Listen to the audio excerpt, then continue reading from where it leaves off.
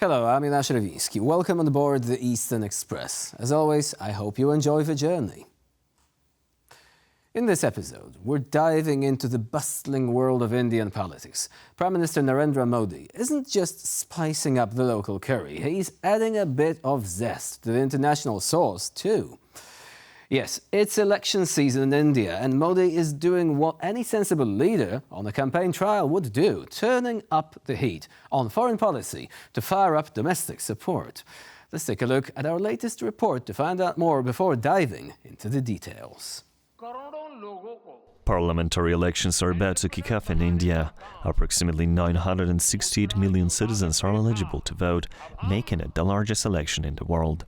Current polls suggest that the ruling Bharatiya Janata Party, led by Prime Minister Narendra Modi and its allies, are poised to win the Lok Sabha, India's lower house of parliament, for the third consecutive term. There are 543 seats up for grabs. The Lok Sabha is responsible for electing the Prime Minister, who then selects ministers for his government. To secure a majority, a party or coalition needs at least 272 deputies in the House. In the previous election in 2019, the BJP won 303 seats. By forming the National Democratic Alliance with other parties, they collectively secured 352 seats. The main challenge to the current ruling party comes from a coalition formed in 2023 called India, acronym for Indian National Development Inclusive Alliance, led by the Indian National Congress, the largest opposition party which won 52 seats in 2019. Voting across various Indian states will take place over 7 election days from April 19th to June 1st. Approximately 1 million polling stations will be established, equipped with electronic voting machines, which were introduced in India in 1982. According to India's electoral law, the state is obliged to ensure that every eligible voter has access to a polling station within no more than 2 kilometers of their residence. This means that 11 million Indian election workers will venture out to ensure every citizen can cast their vote. In 2023, India passed a law over a quarter of a century in the works to allocate 33% of seats in each House of Parliament to women. And now, as always, it's time to take a look at the issue in greater detail. So, let's begin. Now, when you think of Indian elections, you might think of colorful rallies, impassioned speeches, and maybe an elephant or two for good measure. You know, the old colonial thinking just won't go away. But this time, Modi's focus is a bit more global. The incumbent Indian Prime Minister has been out there campaigning not just on economic growth, but also on India's standing on the world stage. So, Modi has been busy, and not just with the usual campaign promises of economic reforms or infrastructure. Remember the good old days when election campaigns were all about what could be done within the country's borders? Well, these times are gone now. Modi has been proudly proclaiming successes like the expansion of India's foreign relations under his leadership, the military response to border tensions with China, and the strides India has made on the international stage. But why this sudden shift to foreign policy, you may ask? It's simple. Nationalism sells, especially when you're trying to impress almost 1 billion voters, who may be more used to hearing about local issues like infrastructure and healthcare. Modi's turn to focus on how India is perceived globally isn't just about boosting national pride. It's about rebranding it from a country of spice merchants to a major global powerhouse. His government's actions, like airstrikes in Pakistan and standing firm in border disputes with China, aren't just about security, they're about showing a strong, unwavering India. It is kind of like saying, look at us, we're not just about Bollywood and yoga, we do airstrikes too. Modi's strategy also involves risks, particularly how it plays with India's diverse electorate. There is a delicate balance between stirring nationalistic fervor and alienating those who feel left out of this narrative. It's like trying to please fans of both Star Wars and Star Trek. You can try, but someone's always going to complain the storyline just didn't go their way. And while Modi touts foreign policy achievements, let's not overlook the backdrop of economic challenges. Sure, India's economy is growing, but it's also facing significant headwinds like unemployment and inflation. So, while it's great to celebrate international diplomacy, it's equally important not to lose focus on domestic issues. Because at the end of the day, you can't eat global prestige or use it to pay your bills, unless, of course, global prestige starts paying much better, which, arguably, is exactly the point. And now, here to shed more light on the issue at hand is our guest, Dr. Krzysztof Iwanek, independent expert on South Asia. Hello and welcome to Eastern Express. Good morning. So, obviously, we do get excited about elections. We get excited about elections in Slovakia, for example, due to their implications, right? We get excited about local elections in Turkey. And yet, many of us wouldn't even have realized that here is the world's biggest democracy, with almost 1 billion people eligible to vote, about to make their choice. So this is as momentous as it gets, right? Let us just start our conversation by basically saying what is at stake here beyond just the domestic politics in India. Who's going to win these elections is going to determine much, much more, right? So, starting with what's at stake here, sir, I think from the European perspective, India is one of the growing markets of the world. So far, not a huge economy, that's true, but it's also probably already the world's most populous country. And in the past years, we have seen that this country has affected global politics, for example, when it comes to issues like vaccine manufacturing, which were manufactured, partially in India, or imports of Russian crude. So, with the size of Indian population and with the gradually growing size of Indian economy, what is at stake for us is the shape of future India and how much India will be economically and politically cooperating with the West and Russia as India progresses.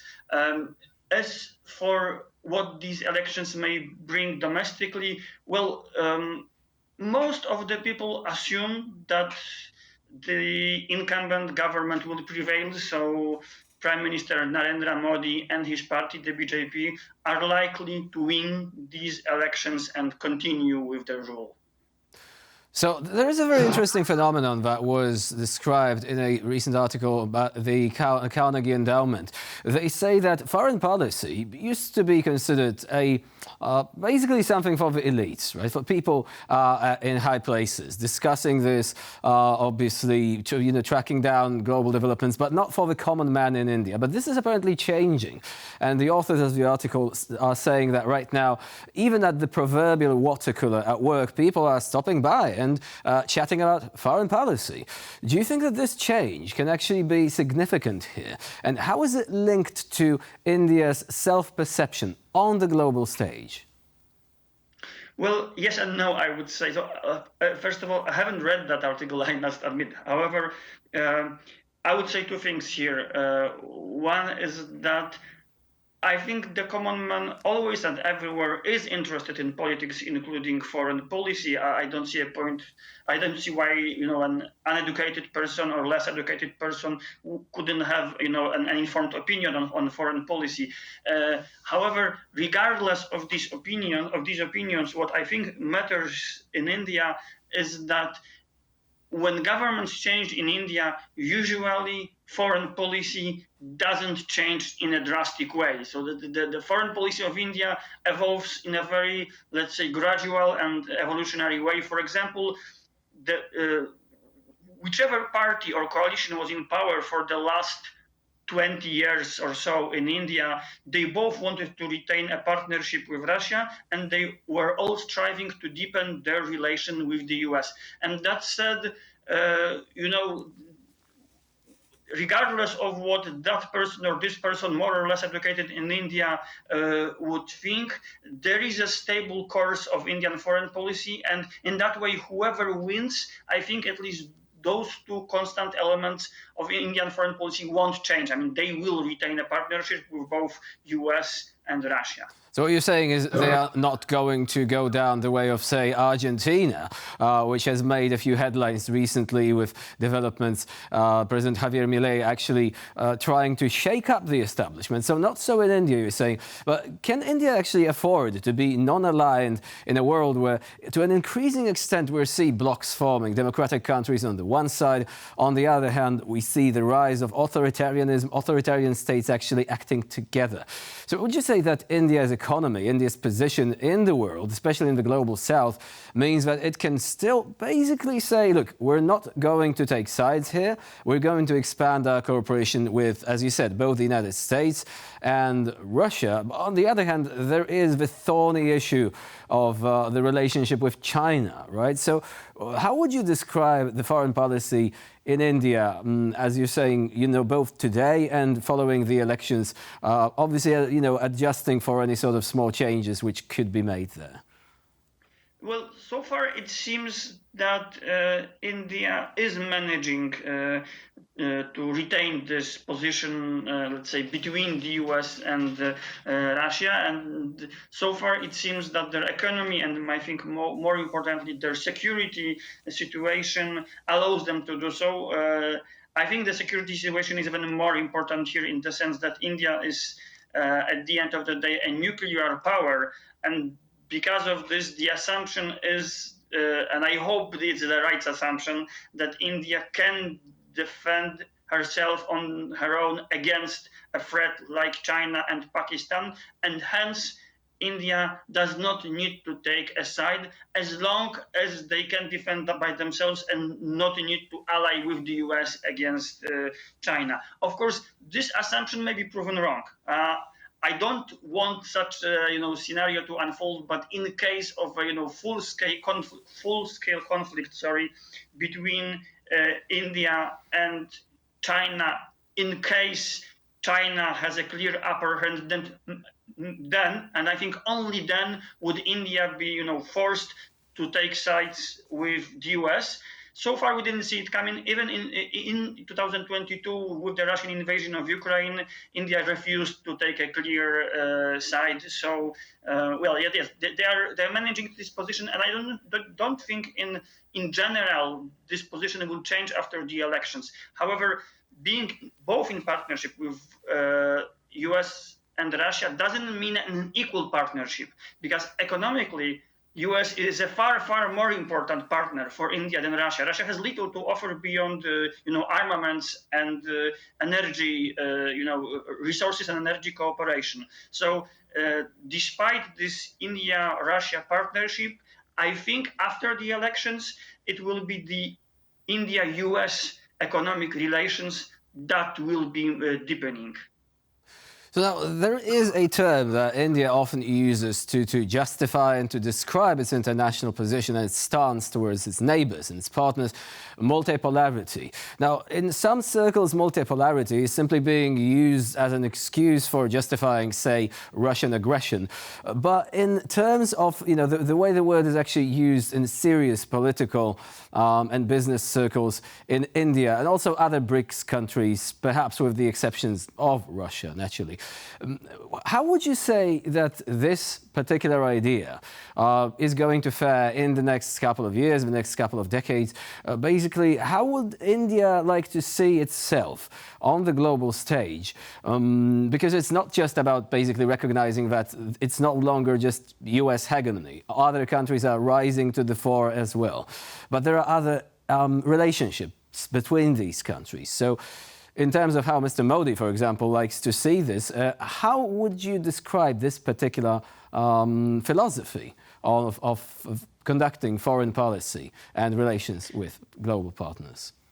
Yeah, I believe that the world has become, or maybe to a degree even already was, multipolar, in the sense that even the 2022 Russian invasion of Ukraine showed that it was many countries outside the West who didn't want to take a clear side, and there are many other issues on which developing countries are refusing to take a clear position. And it's a natural for every country, to try to hedge their bets. So that way, I think the world is multipolar.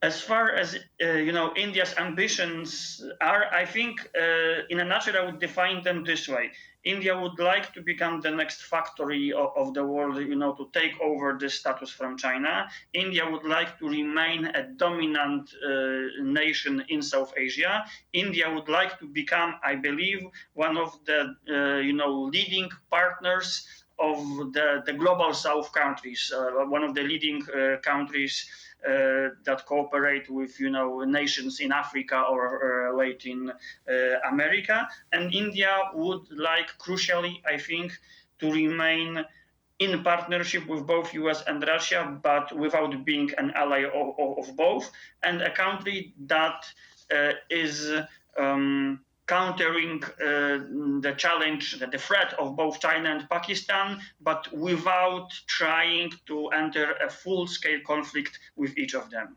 So all these issues will figure prominently in the deliberations of people going to the polls in India. Almost 1 billion people about to vote. A massive undertaking, but also one that will have tremendous implications for both domestic and foreign policy of this powerful, rising democracy. Dr. Krzysztof Iwanek was our guest today here on TVP World. Thank you very much for joining us and for sharing your insight. Thank you for having me, sir. And now we're moving on to Eastern News Flash, bringing you all the other stories from the East that you really don't want to miss. In a shocking revelation, activists from the Cyber Resistance Group have shared documents that expose Russia's recruitment of underage civilians for military equipment production. This recruitment is taking place at the Alabuga Polytech Educational Cluster, repurposed to serve the Russian military-industrial complex, focusing on the production of Shahed drones. Documents drafted ahead of a visit by Russian First Deputy Prime Minister Andrei Belousov, who oversees the development of unmanned aerial systems, reveal plans to produce 10,000 Shahed drones in 2024, codenamed the Dolphin Project. Data obtained by cyber activists indicates that nearly 1,300 students graduate for Alabuga Polytech each year. In 2023, more than 1,200 students were admitted, most of them minors. Over 600 of these students are involved in projects within the Alabuga zone, receiving professional training in diverse fields such as programming and law theory. Over 500 students are part of a project cryptically referred to as motorboats, codename for another Russian drone production effort. They are studying various tech subjects essential for drone manufacturing. In response to Iran's recent attack on Israel, the US Department of Treasury has taken strong action by imposing sanctions on key individuals and entities involved in Iran's drone production capabilities. The sanctions target those responsible for enabling Iran's use of Shahed drones employed in the attack, which took place on the 13th of April. The new sanctions aim to hold Iran accountable for its aggressive actions and restrict its ability to further develop and deploy military technology. The US Department of Commerce is also implementing new controls to restrict Iran's access to technologies, including commercial-grade microelectronics. By doing so, the United States aims to prevent Iran from acquiring both basic and advanced components that could enhance its military capabilities. G7 leaders have pledged to work closely towards diminishing Iran's ability to acquire, produce, or transfer weapons that increase regional instability. Tehran, meanwhile, claims that the April 13th attack was carried out in retaliation for an Israeli strike on the Iranian embassy compound in Damascus on April 1st, which resulted in the deaths of 2 generals and several other military personnel. In a surprising turn of events, Russia has experienced a significant 10% drop in marriage registrations last year, despite the government's initiatives to promote family values among its citizens. Official figures indicate that the number of marriages fell from 1.05 million in the previous year to approximately 950,000 in 2023. This downward trend was consistent across the country, with the most pronounced decreases recorded in the ethnic republics. Chechnya reported a 36% reduction in marriages, followed by 31% decline in the Chukotka Autonomous District, and Dagestan experiencing a 24% drop. The decline in marriages comes as a stark contrast to the surge seen in 2022, which coincided with the Kremlin's announcement of a partial mobilization for the conflict in Ukraine. During this period, some regions implemented expedited marriage registration processes.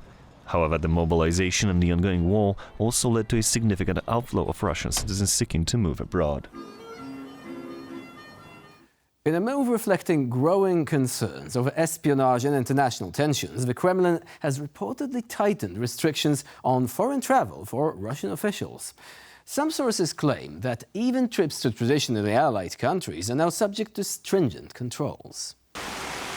The Federal Security Service is said to be exerting pressure on all government ministries, stemming from worries that officials might be coerced into divulging sensitive information or face detention and possible extradition to Western countries, as the chasm between Moscow and the West widens. In a related disclosure, the Washington Post has reported on a secret Kremlin foreign policy document that urges Russia to capitalize on the ongoing conflict in Ukraine. The document, a classified annex to the public foreign policy concept of the Russian Federation, was leaked by a European intelligence service. It advocates for an aggressive propaganda campaign across various domains, targeting what the Kremlin views as a coalition of unfriendly countries, spearheaded by the United States. The ultimate aim is to establish a new global order that diminishes the influence of the US. And for this episode of Eastern Express, it's the end of the line. Please stay with us here on TVP World for more latest news and updates.